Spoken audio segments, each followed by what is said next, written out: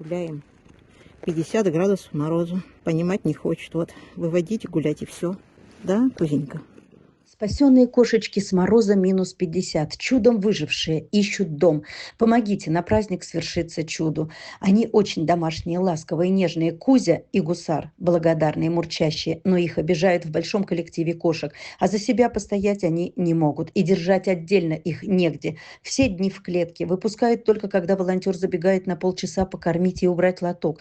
С удовольствием сидят на подоконнике, смотрят на снежинки, и всего полчаса, а потом снова клетка и тишина. В арендованном помещении нет ни души, и снова ждут человека. Это о рыжиках. Кузя и Гусар.